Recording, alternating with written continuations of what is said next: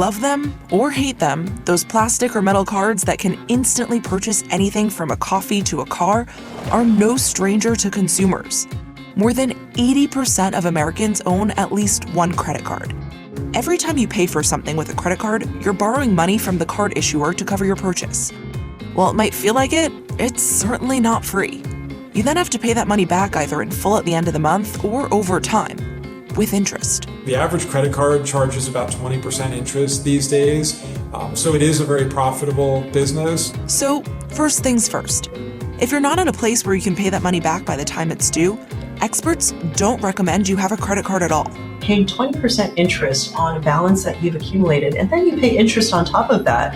I mean, that's a really big hole that you're continuing to dig, and it's going to be really hard to get out of if you don't pay your credit card balance. Credit cards require approval. Once you're approved, the bank authorizes a credit limit or the maximum amount of money you can borrow. That depends on factors such as your income, your other debts, and how much available credit you have on other cards. But here's the caveat. Whether or not you're approved depends on your credit score. Meanwhile, your credit score is determined by your credit report, the information related to your credit activity you might not have if you don't have a credit card. It's a catch-22.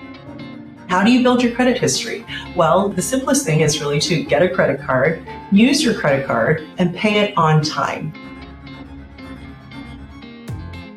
Credit scores generally range from 300 to 850. The higher the credit score, the more responsible you're deemed. Credit scores not only affect whether or not you get approved for credit cards, but also your credit limit and your interest rate on loans, mortgages, and the terms lenders may assign you. Insurance providers, landlords, and employers might also want to do a check to determine your trustworthiness.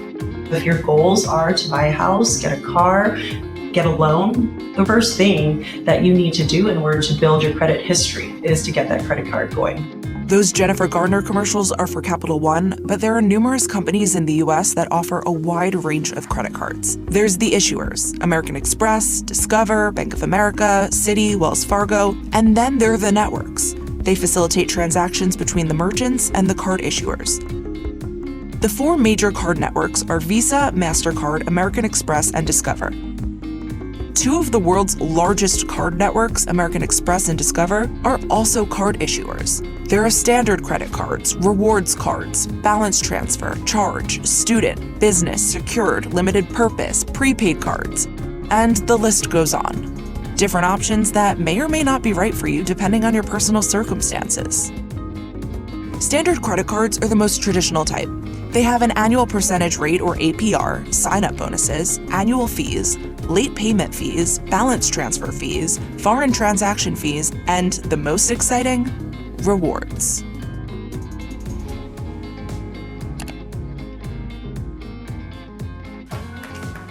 There's actually a whole industry dedicated to maximizing credit card points and miles.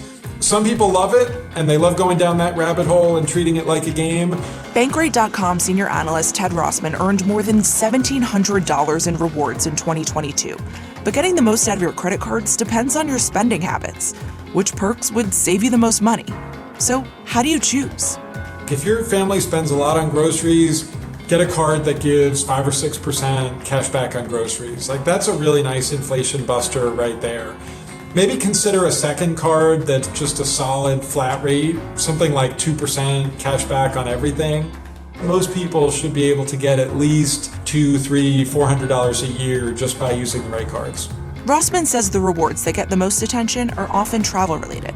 Flights, hotels, rental cars, access to airport lounges, free or discounted TSA pre-check, priority passes, global entry, or clear to get you through those long airport lines. I think a really good strategy for a lot of people is one of those transferable points cards, something like Chase Sapphire Reserve or Amex Platinum. Being able to transfer to different airlines and hotels opens up a lot of options. The sort of next level tip is within that, if you find partners of partners, like United's part of the Star Alliance and American is part of One World. Then there's rewards for dining, groceries, gas, and also complimentary memberships and subscriptions. Big perks for many are extended warranty and purchase protection. A couple years ago, I actually saved $300 on an Apple Watch repair. The credit card covered the replacement. But according to Bankrate, Americans' favorite credit card reward is cashback. I think especially now with high inflation, who couldn't use more cash, right? Whereas redeeming for merchandise will likely not get you the most bang for your buck. Other rewards include sign-up bonuses, fraud protection, and having the ability to invest your money and take advantage of interest rates. Another thing to consider is how much work you're willing to do. Are you that person who's going to tape notes onto your cards to remind yourself which should be used for different types of purchases? I know some people that have 30 or more credit cards, and they have really good credit and they get really good perks, and they're constantly flying first class for free. Now, that's not for everybody, of course. The average American has about 4 credit cards. But even with 4 cards, sometimes there can be a game element to this. Having multiple cards and playing that rewards game can get you some substantial sign-up bonuses, like the Capital One Venture Rewards credit card's 75,000 miles, or Inc. Business Unlimited's $900 in cash back. If you are playing this rewards game, which a lot of people like to do because they like that upfront bonus, you're getting a new credit card and then you close it out, you're losing that credit history. So my recommendation is not to do that.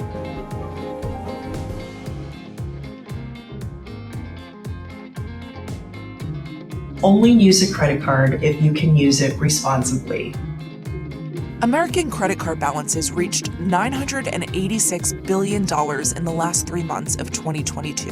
The big fork in the road is whether or not you carry a balance. If you pay your credit cards in full every month, then yeah, I think you should use your credit card for everything because rewards are great. They can really add up over time. Even though it's simple math, a 2022 survey found that among credit card holders who carry a balance, cashback was more than 4 times as popular as a low interest rate. Meanwhile, a large share of those who owe debt, 40%, don't even know the interest rate for the primary card on which they owe money.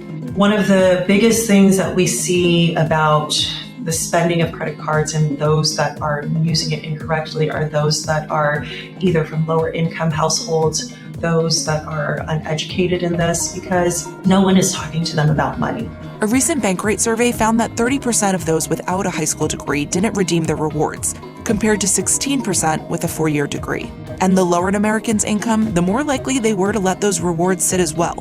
More than 30% of those with annual household incomes below $50,000 left value on the table, compared to about 20% of those with incomes between $50,000 and nearly $80,000, and just more than 10% with incomes of $100,000 or more. SageMint Wealth Managing Partner Ann Tran says culture plays a big part in how people spend. I grew up in an immigrant family. I wasn't taught about personal finance. You just make as much money as you can and get yourself out and build wealth for yourself. Tran recommends having 2 credit cards and 3 if you're a business owner.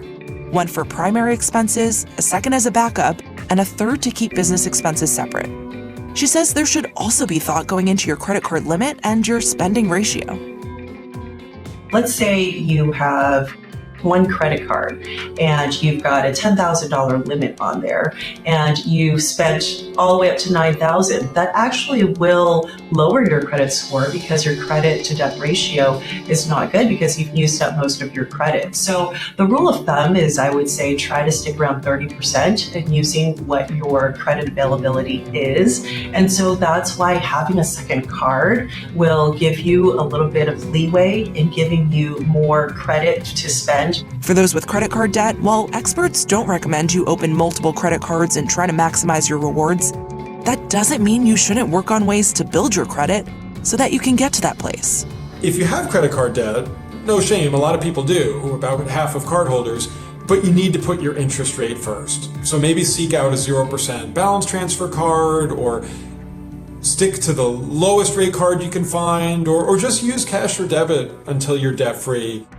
There are a lot of cashback rewards cards that do not have annual fees that will give you 1% back on all your purchases, and that is probably the most simple.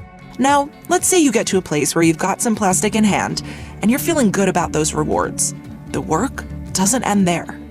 She says you should continue to reevaluate your debt and credit cards at least once a month. Tracking your finances, whether it's on an Excel spreadsheet or using an app like Mint.com, something that will track what all of your assets, all of your debt and liabilities are so that you know where everything is. And if you're racking up those points, use them.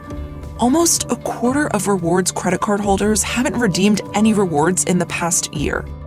And that's an improvement from the 31% of those who didn't in the preceding 12 months. It doesn't get more valuable over time. In fact, a lot of times these programs change their rules in ways that the industry calls devaluations. Like basically it costs more points or miles to get the free flight or the free hotel stay. So use them sooner rather than later, and then cash back too. That can lose value to inflation.